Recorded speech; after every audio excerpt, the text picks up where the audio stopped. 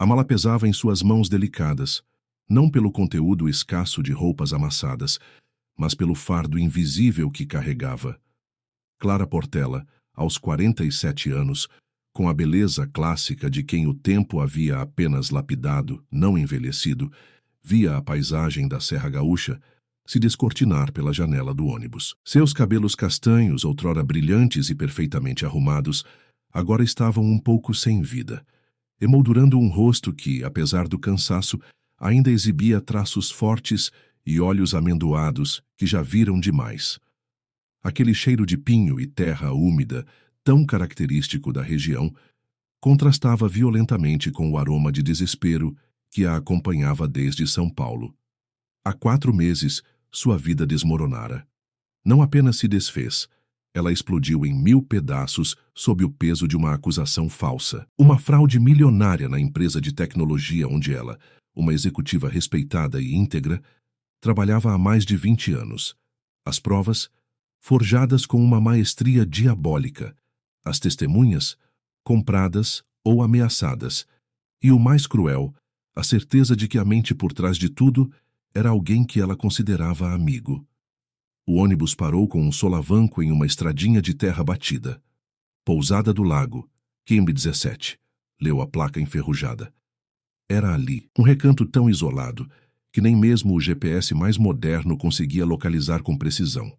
A pequena construção de pedra, com telhado de telhas francesas e janelas de madeira que pareciam saudar o inverno eterno da serra, era exatamente o que ela procurava. Um esconderijo. O vento uivava lá fora, um som que antes a tranquilizaria, mas agora parecia carregar sussurros de um passado que se recusava a ficar para trás. Clara desceu, a bagagem pesada arrastando-se pelo cascalho. O motorista do ônibus, um homem de rosto rústico e olhos curiosos, a observou por tempo demais antes de fechar a porta e seguir viagem, deixando-a na quietude opressora daquele lugar. A recepção da pousada era também a casa do proprietário, um senhor idoso e de poucas palavras chamado Elias. Seus olhos cinzentos e profundos a examinaram com uma curiosidade velada. "Boa tarde", Clara disse, a voz um pouco rouca pelo desuso. Elias apenas assentiu, indicando o caminho para seu chalé, uma pequena construção separada, mais afastada, quase escondida entre as araucárias. Ele parecia não precisar de muitas palavras, e Clara agradeceu mentalmente por isso. Enquanto a porta de madeira rangia ao ser fechada, Clara sentiu o frio da pedra em seus dedos. O chalé era simples, mas acolhedor. Uma lareira de pedra dominava a sala, e uma pilha de lenha aguardava ser acesa. Ela jogou a mala no chão e caminhou até a janela, observando o lago cinzento sob o céu nublado. A imensidão da natureza a engolia, e por um breve momento sentiu-se como uma folha seca levada pelo vento, sem rumo, sem propósito. Acendeu uma vela que tirou da mochila, a pequena chama tremulando na penumbra. O reflexo embaçado do espelho velho na parede revelou um rosto cansado, pálido, com olheiras que denunciavam noites sem sono. Eram as marcas da batalha travada e perdida. A sombra em seu rosto revelava um segredo que a havia forçado a fugir para o fim do mundo, para longe de uma vida de luxo e reconhecimento. O peso daquele segredo era esmagador, o de ser uma fugitiva, condenada pela opinião pública antes mesmo de qualquer julgamento justo, e o de saber que havia alguém, talvez muito perto dela, que a queria ver destruída. "Eles não vão me pegar aqui", ela sussurrou para o reflexo, uma promessa mais para si mesma do que para qualquer um, não tão cedo. A brasa na lareira estalou, um convite silencioso para o calor, mas o frio de sua alma era mais penetrante. Clara precisava de paz, de tempo para pensar, tempo para entender quem a incriminou e, mais importante, por quê. O mundo lá fora a queria atrás das grades, e ela havia escolhido a solidão como sua única aliada. Mas essa solidão, ela sabia, era uma trégua frágil. Assista a essa história e descubra como uma vida pode mudar completamente da noite para o dia. Inscreva-se no canal para não perder nenhum capítulo dessa emocionante jornada. Os dias se arrastavam no pequeno chalé da pousada do lago, como o nevoeiro denso que muitas manhãs cobria o vale. Clara, acostumada ao ritmo frenético de reuniões, decisões e cafés sofisticados, via-se agora em um isolamento quase monástico. Suas mãos, antes ágeis no teclado de um laptop de última geração, agora se dedicavam a tarefas simples: acender a lareira, preparar um chá de camomila para acalmar os nervos ou apenas segurar uma caneta, sem saber o que escrever em seu diário vazio. A beleza da Serra Gaúcha, com suas hortênsias exuberantes e o canto dos pássaros, parecia um escárnio para sua alma em tormento. O proprietário, Elias, era um homem de poucas palavras, mas de um olhar que parecia enxergar através de suas defesas. Ele entregava o pão fresco e alguns mantimentos na porta do chalé todas as manhãs, com um aceno de cabeça. "Tudo bem por aqui, moça Clara?" Elias perguntou um dia, a voz baixa e rouca. "Sim, Elias, obrigada. O pão está sempre delicioso", Clara respondeu, forçando um sorriso que não alcançava seus olhos. Ela sentia que ele via sua dor, e isso a incomodava profundamente. A verdade é que Clara não tinha para onde ir. Sua conta bancária, outrora robusta, havia sido bloqueada por ordem judicial. Seus bens congelados. A casa em que morava, um elegante apartamento nos Jardins, em São Paulo, estava sob investigação. Amigos, que ela pensou serem leais, desapareceram como fumaça, temendo a mancha da associação. Seus advogados, que no início se mostravam otimistas, agora apenas balançavam a cabeça com pesar, sem esperanças de que ela provasse sua inocência. "As provas são muito convincentes, senhora Portela. Precisamos de um milagre", dissera seu último defensor antes de ela cortar o contato. O milagre, Clara sabia, estava em provar quem realmente estava por trás do desfalque. O nome de Alexandre Valente ecoava em sua mente como um sino desafinado. Seu ex-braço direito na empresa, um homem de sorriso fácil e ambição desmedida, que havia se tornado seu principal algoz. Ela se lembrava de conversas, de olhares estranhos, de documentos que ele insistira para que ela assinasse sem ler com atenção devido à pressa, sempre com a desculpa de confiar na equipe. A confiança era uma moeda que Clara havia pago caro. A cada dia, a fuga para a Serra Gaúcha parecia menos um refúgio e mais uma prisão.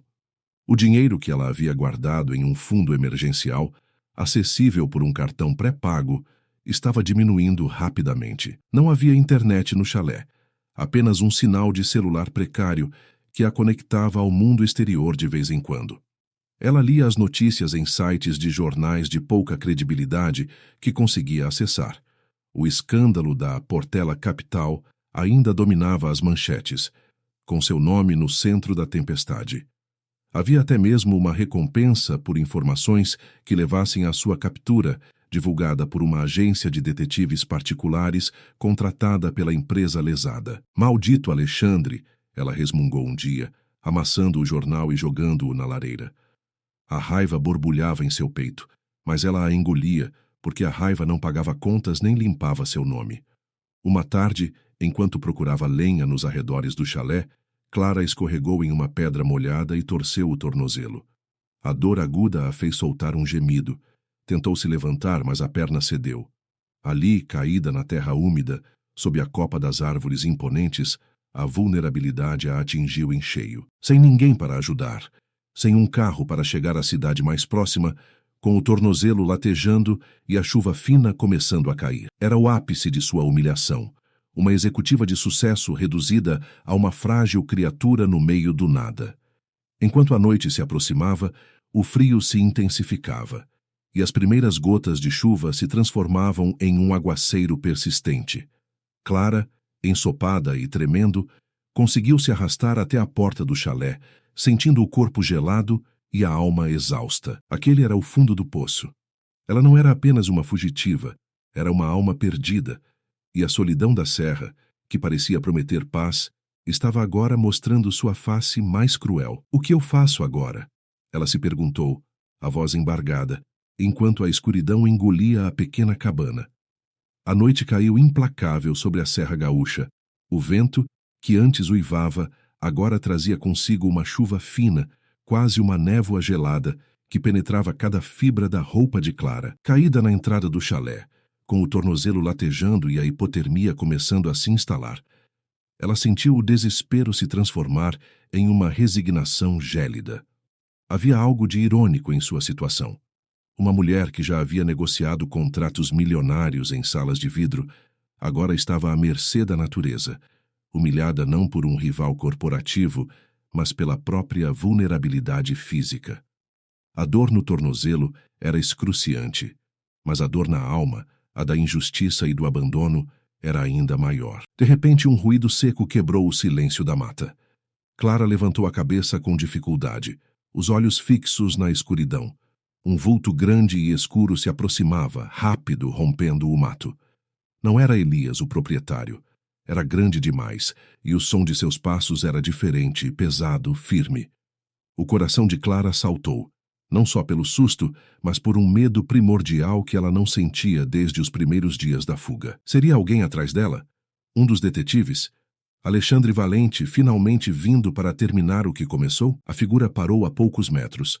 Alta, ombros largos, imponente mesmo na penumbra. Um chapéu de feltro cobria parte do rosto, mas Clara pôde distinguir uma barba espessa e um olhar penetrante, quase selvagem, que a avaliou de cima a baixo.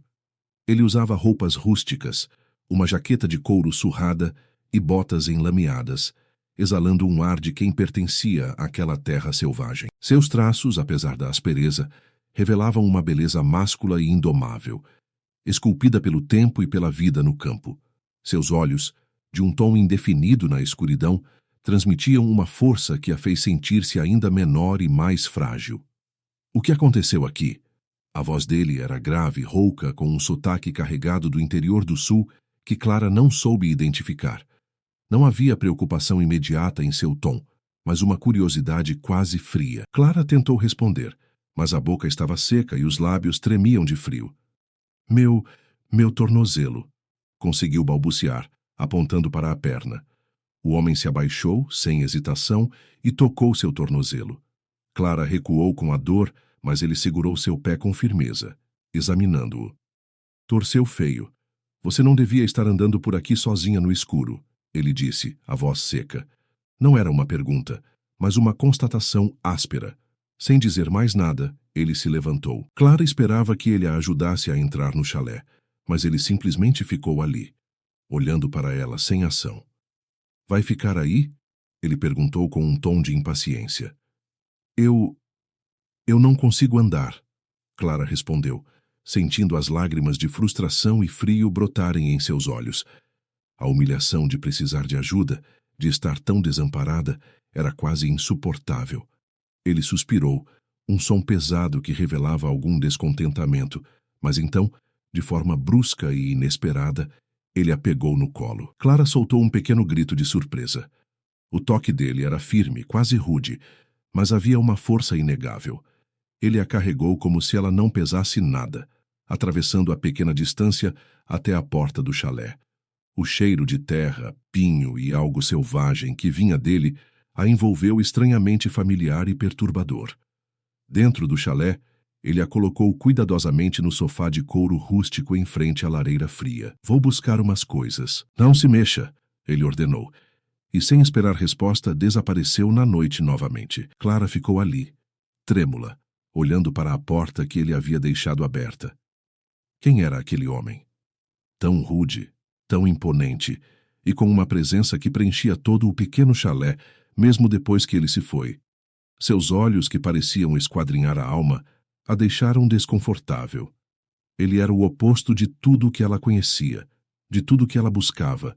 A solidão silenciosa, o refúgio anônimo. Ele era a personificação daquela natureza indomável que a havia ferido. E agora, ironicamente, ele era sua única chance em meio àquela noite fria e chuvosa. Clara esperou, o coração batendo descompassadamente contra as costelas. O frio cortava a pele, mas a expectativa sobre o retorno daquele homem estranho era ainda mais intensa. Não demorou muito.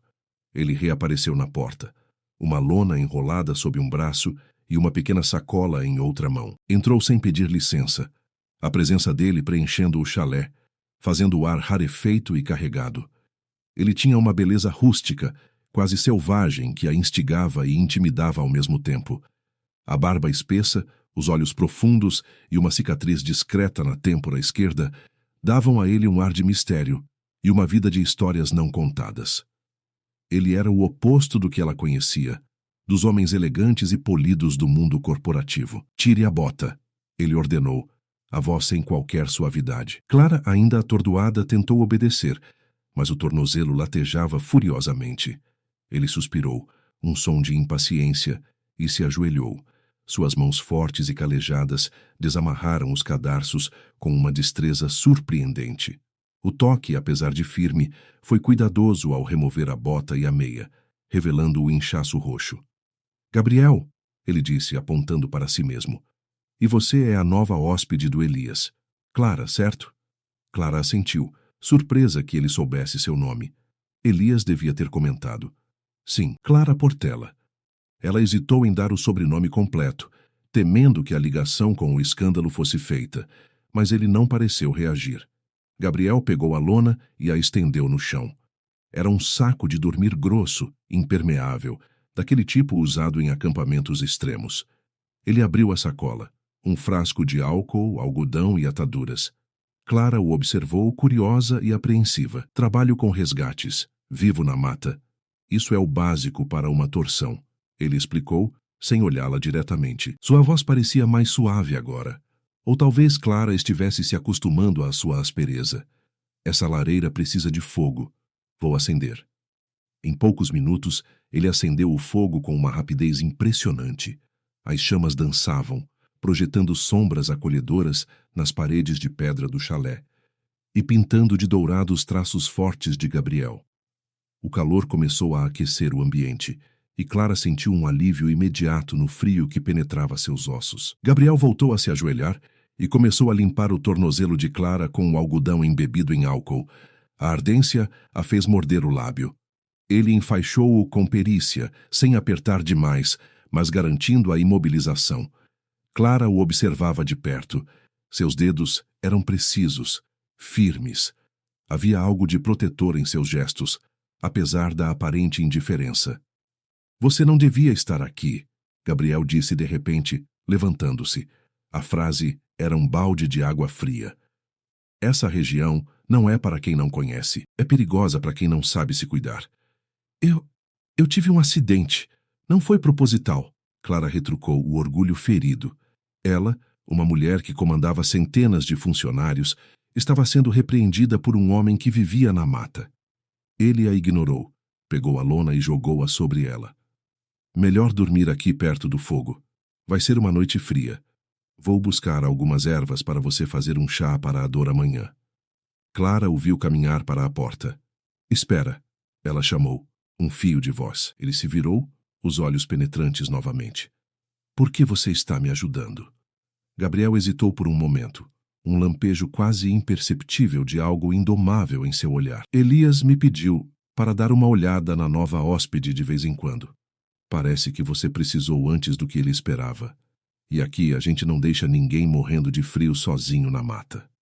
A resposta era prática, desprovida de qualquer calor, mas a atitude falava mais alto que as palavras. Ele era um homem que fazia o que precisava ser feito, sem floreios. Ele saiu novamente, deixando Clara sozinha, mas dessa vez o chalé não parecia tão vazio. A lareira crepitava, o tornozelo estava enfaixado e, de alguma forma, a presença daquele estranho, com sua rudeza e sua inesperada ajuda, havia dissipado um pouco da solidão esmagadora. Ele era um incômodo, um enigma, mas sua chegada, tão abrupta e fora de seu controle, era um ponto de virada. A paz que ela buscava em seu refúgio havia sido quebrada, mas em seu lugar surgia algo novo e perigoso. A possibilidade de que ela não estivesse mais tão sozinha. Os dias que se seguiram à chegada inesperada de Gabriel foram uma mistura de desconforto e um alívio relutante para Clara. Seu tornozelo, imobilizado pela perícia rudimentar dele, começou a desinchar, mas a dor ainda era um lembrete constante de sua fragilidade. Gabriel aparecia no chalé 1 ou 2 vezes por dia, sem aviso. Trazia ervas frescas para o chá que aliviava a dor, lenha para a lareira e, surpreendentemente, uma sopa caseira que Elias, o proprietário, preparava para ela. Cada visita era breve, pontuada por suas perguntas diretas e suas observações secas sobre a vida na mata. Ele não a bajulava nem demonstrava pena, apenas uma eficiência pragmática que, paradoxalmente, Clara começou a apreciar. Ela o observava enquanto ele se movia pelo chalé. Gabriel era um homem de poucos gestos supérfluos, cada movimento calculado, preciso. Seus olhos de um castanho escuro, quase preto, pareciam ter visto demais. Carregavam uma melancolia que contrastava com sua postura indomável. Havia algo de aristocrático em sua beleza rústica, um porte que denunciava uma origem talvez mais refinada do que sua vida na floresta sugeria. Ele não pertencia inteiramente àquela solidão, assim como ela. Essa dualidade o tornava ainda mais intrigante. Clara, por sua vez, começou a reagir à presença dele. Em vez de se encolher em sua miséria, ela sentia uma pontada de irritação que a impulsionava. "Você não precisa me trazer comida como se eu fosse uma inválida", ela disse em uma manhã, ao vê-lo com uma tigela de mingau. Gabriel arqueou uma sobrancelha, um brilho divertido, quase imperceptível em seus olhos. "Elias mandou. E se você não comer, vai ficar fraca, inútil para qualquer coisa. Na mata, a gente não tem tempo para fraquezas." A resposta dele, embora ríspida, continha uma lógica brutal que Clara não pôde refutar. Aos poucos, as conversas entre eles, antes monossilábicas, começaram a se estender. Gabriel contava histórias da floresta, dos animais, da vida simples e dura dos que viviam na região mais isolada da serra. Ele era um homem que conhecia cada árvore, cada trilha, cada segredo daquelas montanhas. Clara, por sua vez, hesitava em revelar muito de seu passado. Dizia que estava ali para se recuperar de um esgotamento e buscar paz. Ele parecia aceitar a explicação com uma indiferença calculada, mas Clara sentia que aqueles olhos perspicazes a estavam lendo, captando as entrelinhas de sua fuga. Uma tarde, enquanto tentava se levantar do sofá para pegar um livro, Clara quase caiu. Gabriel, que estava acendendo o fogo, a segurou antes que ela atingisse o chão. O corpo dele era firme contra o dela, o cheiro amadeirado o envolvendo-a. Por um breve instante, seus olhos se encontraram. Havia uma faísca ali, um reconhecimento mútuo de uma força oculta, uma vulnerabilidade compartilhada. Ele a ajudou a se sentar, e a mão dele, por um milésimo de segundo, demorou mais do que o necessário em seu braço. Aquele pequeno contato enviou um arrepio pela espinha de Clara, uma sensação estranha e há muito esquecida. Com o tornozelo melhorando, Clara sentiu a necessidade de fazer algo, qualquer coisa, para preencher o vazio e retomar o controle. Ela pediu a Elias alguns livros sobre a flora local e começou a desenhar as plantas que via pela janela. Gabriel, em uma de suas visitas, viu seus desenhos. "Você tem talento", ele comentou, pegando um esboço de uma araucária com um olhar inesperadamente apreciativo. Devia tentar algo com isso. Era a primeira vez que ele fazia um elogio, e Clara sentiu um calor inesperado se espalhar por seu peito. Mas a paz era ilusória. Uma noite, enquanto tentava ligar seu antigo celular para ver as notícias, ela conseguiu um sinal fraco o suficiente para carregar uma manchete. "Alexandre Valente é condecorado por recuperar bens da Portela Capital, o herói da empresa." A imagem dele, sorrindo cinicamente, foi como um soco no estômago. O ódio por Alexandre, adormecido pelo cansaço e pela fuga, despertou com força total. Ele estava colhendo os louros de sua desgraça, construindo uma reputação sobre as ruínas da vida dela. A injustiça era um veneno que a corroía por dentro. Clara fechou os olhos, as mãos cerradas em punho. Eu não vou deixar ele vencer." Ela sibilou para o escuro. A fuga para a Serra Gaúcha havia sido um refúgio, mas agora, ela percebia, era também um campo de treinamento. Ela não podia mais se esconder. A presença de Gabriel, com sua dureza e sua inegável capacidade de sobrevivência, estava de alguma forma reavivando nela uma força que ela pensava ter perdido. Ela não era apenas uma vítima. Era uma mulher com um passado a ser defendido e um futuro a ser construído. E talvez, apenas talvez, aquele estranho indomável não fosse apenas um resgatista, mas uma peça crucial para sua própria libertação. A luta por tudo o que ela perdeu estava apenas começando. Com o tornozelo quase recuperado, Clara não conseguia mais ficar parada. O vislumbre do sorriso de Alexandre Valente naquelas manchetes de jornal acendeu uma fúria fria em seu peito, uma energia que ela não sentia há muito tempo. Aquele não era mais um refúgio, era um quartel-general de onde ela planejava seu retorno. Ela começou a explorar os arredores da pousada, apoiando-se em um cajado improvisado. A cada passo, sentia a força retornar, não apenas em suas pernas, mas em sua alma. Gabriel, percebendo a mudança em sua postura, passou a observá-la com um interesse mais óbvio. Ele a encontrava nas trilhas, oferecendo uma fruta colhida ou uma observação sobre o clima.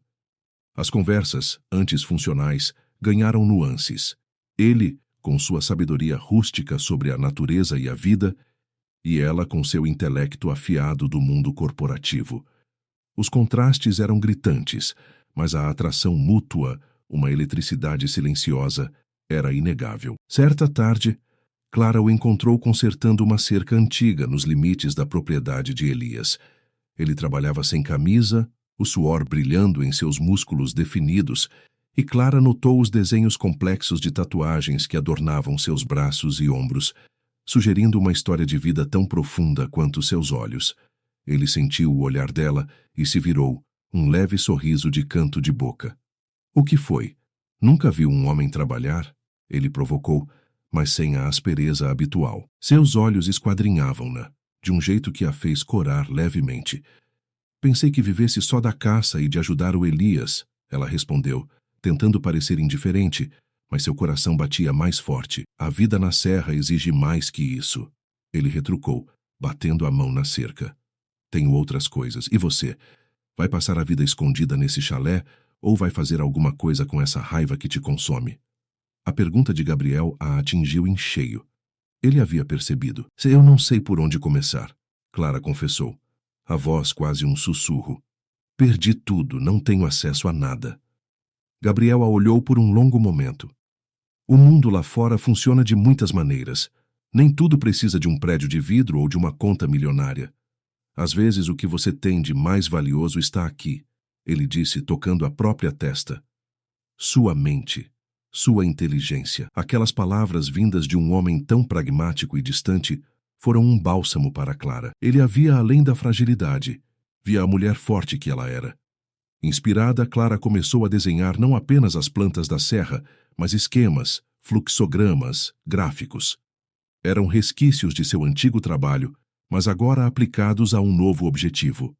Mapear a fraude que a incriminara. Ela usava os cadernos que Elias lhe arranjara, e as notícias esparsas que conseguia ver no jornal que o idoso trazia de vez em quando. Gabriel, curioso, observava seu trabalho, fazendo perguntas pontuais que revelavam uma inteligência aguda que Clara não esperava dele. Seu Alexandre, ele tem um irmão, certo? Um que vivia com problemas de jogo? Gabriel perguntou uma tarde, enquanto ela desenhava. Clara o olhou chocada. Como você sabe disso? Gabriel apenas sorriu enigmático. As montanhas ouvem muitas coisas, Clara. E eu as ouço. Ele era mais do que um homem da floresta. Ele tinha informações, contatos, ou uma forma de obter conhecimento que ela, em seu isolamento, não possuía. A trama de aventura começou a se entrelaçar com o romance. A cada dia, Clara percebia que Gabriel, com sua aparência rude e temperamento forte, era um homem de princípios, com um código de honra próprio.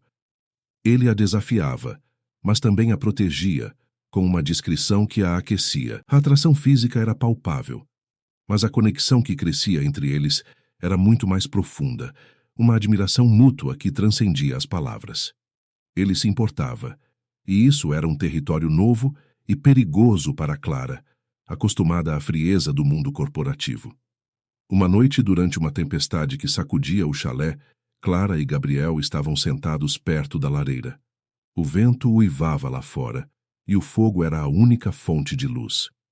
Eu preciso voltar, Clara disse, sua voz tensa. Preciso provar minha inocência. Preciso destruir Alexandre Valente. O nome dele saiu com um veneno que surpreendeu até a ela mesma. Gabriel a olhou, os olhos brilhando na penumbra. Você não vai sozinha.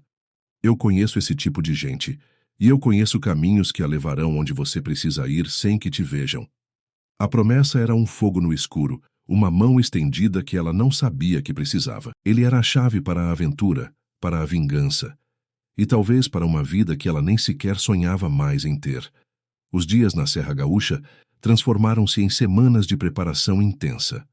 Gabriel, com sua rede de contatos e conhecimento profundo das trilhas menos conhecidas do sul do país, revelou-se um estrategista nato. Ele não era apenas um homem da mata. Era um ex-investigador particular que havia abandonado a vida urbana após uma desilusão que ele guardava às 7 chaves e que agora usava suas habilidades para casos que Elias, o velho proprietário da pousada, lhe enviava. Essa reviravolta sobre sua identidade surpreendeu Clara, mas ao mesmo tempo a fez confiar ainda mais nele.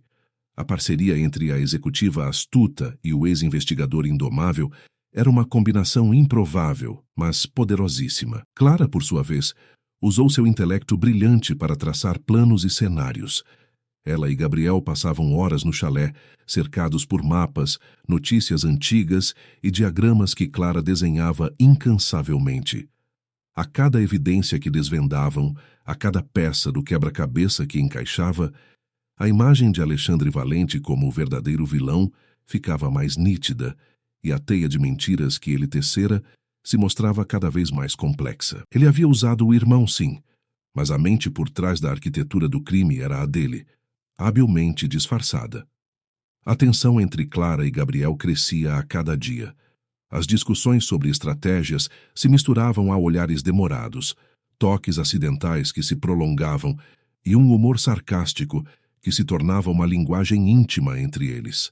O temperamento forte de Gabriel ainda estava lá, mas agora vinha acompanhado de uma lealdade feroz e um cuidado protetor que derretiam o coração de Clara. Ele a desafiava, sim, mas também a elevava, fazendo-a sentir-se vista e valorizada como ninguém havia feito em anos.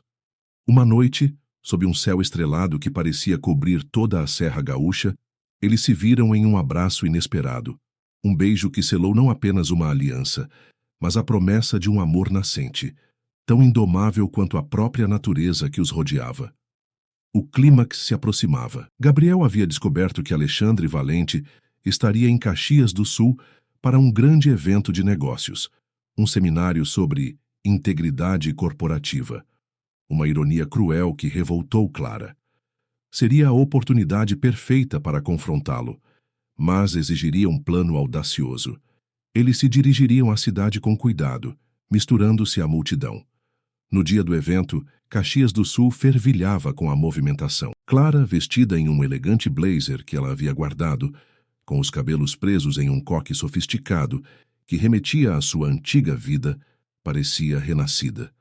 Gabriel, em um terno que surpreendentemente caía-lhe bem, apesar de sua natureza rústica, exalava uma presença que chamava a atenção, uma força contida que era quase magnética. Eles formavam um par incomum, mas inegavelmente poderoso. Dentro do centro de convenções, a pompa e o glamour eram esmagadores. Clara avistou Alexandre Valente no palco, sorrindo, recebendo aplausos. Ele parecia ter envelhecido um pouco, mas a arrogância em seu olhar permanecia a mesma. O plano de Gabriel era simples e arriscado, uma distração para que Clara pudesse acessar a sala de controle de áudio e vídeo do evento. Lá, com a ajuda de um antigo colega de Gabriel, eles tinham provas irrefutáveis de uma transação ilícita que Alexandre havia feito recentemente, usando as mesmas táticas que o incriminaram. No momento exato em que Alexandre se preparava para seu discurso, Clara, com o coração na garganta, invadiu a sala de controle. O técnico cúmplice de Gabriel deu a ela o sinal. Na tela gigante atrás de Alexandre, em vez de sua apresentação de slides, surgiu um vídeo.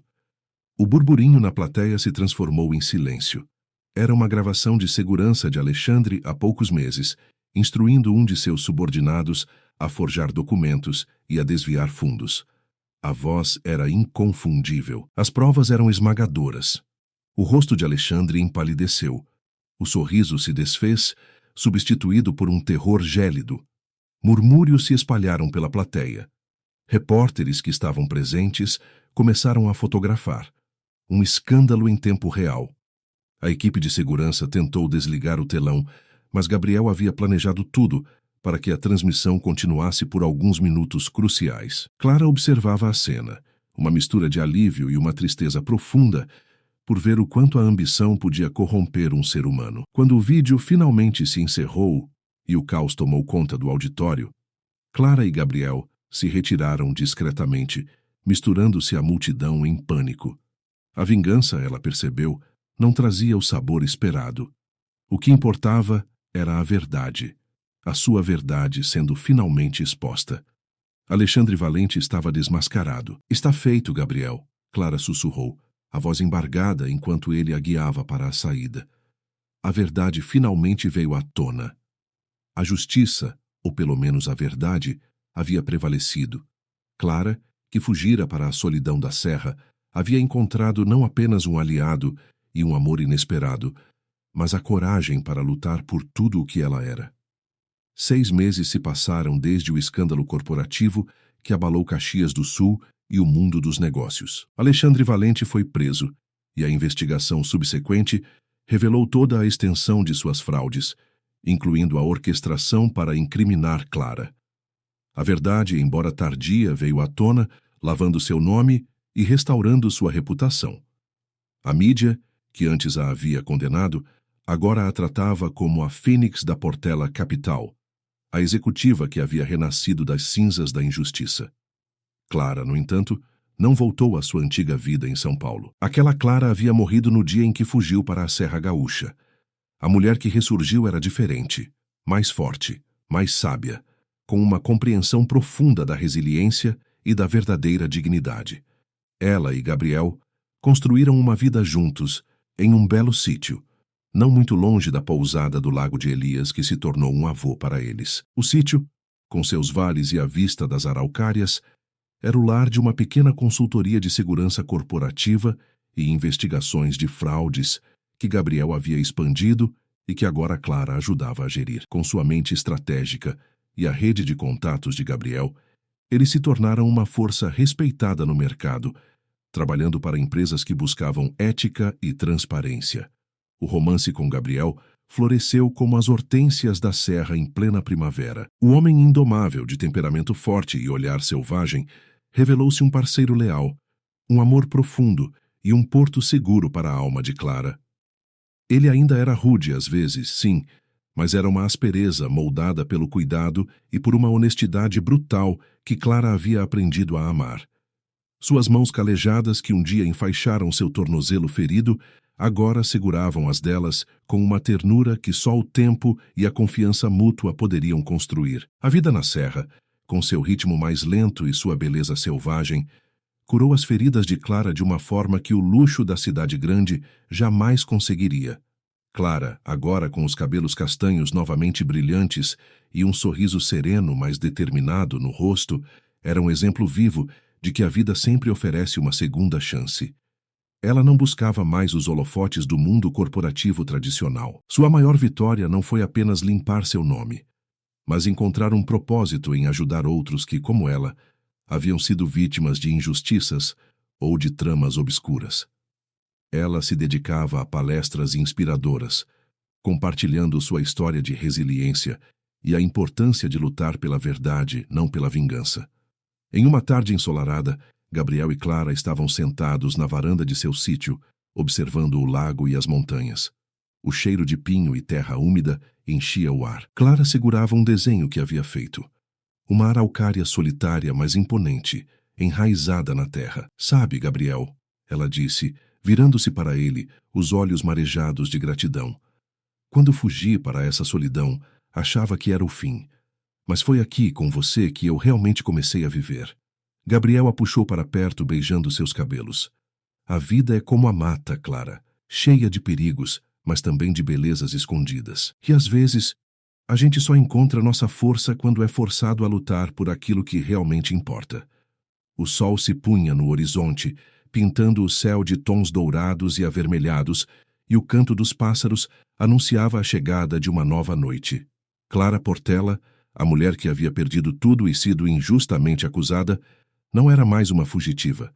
Era uma mulher livre, amada e uma inspiração. Ela havia encontrado sua força na solidão e seu propósito, ao lado de um estranho indomável, provando que a verdadeira riqueza está na integridade, na resiliência e no amor que floresce nos lugares mais inesperados. E essa é a emocionante jornada de Clara Portela. Se essa história te inspirou, não deixe de se inscrever no canal, deixar seu like e comentar o que você achou dessa incrível reviravolta. Sua opinião é muito importante para nós.